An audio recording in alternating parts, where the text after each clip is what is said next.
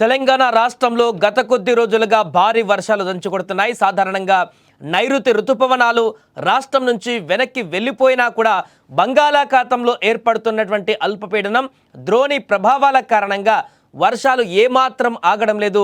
దీంతో రాష్ట్ర ప్రజలు ఇప్పుడు తీవ్ర ఇబ్బందులు పడుతున్నారు. తాజాగా హైదరాబాద్ వాతావరణ శాఖ మరొకసారి రైన్ అలర్ట్ జారీ చేసింది.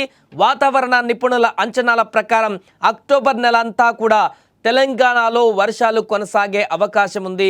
ప్రత్యేకించి అక్టోబర్ 10 వరకు రాష్ట్రంలోని పలు జిల్లాలలో భారీ వర్షాలు కురుస్తాయని తెలిపారు. ఈ వర్షాల ప్రభావం చాలా తీవ్రంగా ఉండే అవకాశం ఉందని కూడా హెచ్చరించారు. దీంతో ప్రజలందరూ కూడా అప్రమత్తంగా ఉండాలని కూడా అధికారులు సూచిస్తున్నారు.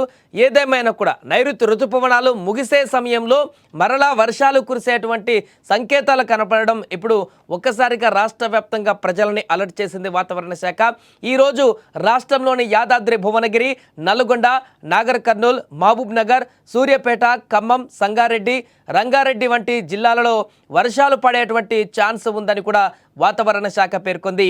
ఈ ప్రాంతాలలో ఉరుములు మెరుపులతో కూడినటువంటి వర్షం కురిసే అవకాశం ఉంది.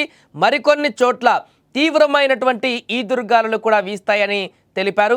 ఈ జిల్లాలలో రానున్నటువంటి 1 లేదా 2 రోజుల పాటు కూడా వానలు పడేటువంటి అవకాశం ఉందంటూ కూడా వాతావరణ శాఖ చెప్పింది.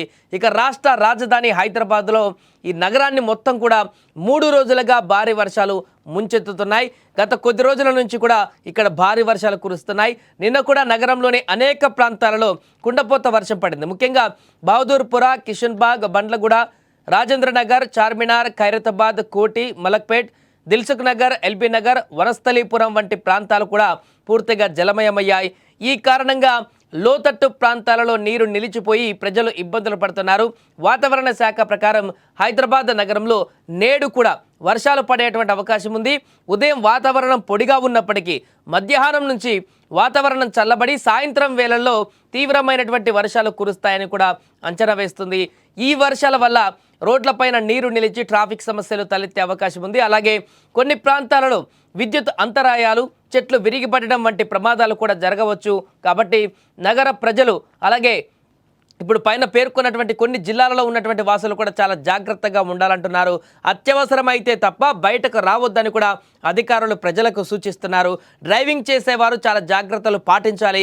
అధికారులు కూడా సహాయక చర్యల కోసం సిద్ధంగా ఉన్నారు. మరొక వైపు ఈ వర్షాల వల్ల రైతులకు కూడా కొంత నష్టం జరిగే అవకాశం ఉందని కూడా ఆందోళన వ్యక్తమవుతుంది. ఏదేమైనా కూడా ముఖ్యంగా హైదరాబాద్ నగరంలో కురుస్తున్నటువంటి భారీ వర్షానికి అటు మూసీ కూడా ఉగ్రరూపం ఇప్పటికే దాల్చింది. మరలా జంట జలాశయాల నుంచి గేట్లు ఎత్తి నీరును దిగువకు విడుదల చేస్తున్నారు. ప్రస్తుతం మూసీలోకి ఫ్లోటింగ్ కొనసాగుతుంది. మరలా ఈరోజు రేపు భారీ వర్షాలు కురిసినట్లయితే మరలా 2 జంట జలాశయాల నుంచి భారీగా నీటిని విడుదల చేసేటువంటి అవకాశం ఉంటుంది. దాంతో మూసీ మరొకసారి ఉగ్రరూపాన్ని దాల్చేటువంటి అవకాశం కూడా లేకపోలేదనేటువంటి ఒక అంచనా అయితే వ్యక్తమవుతుంది.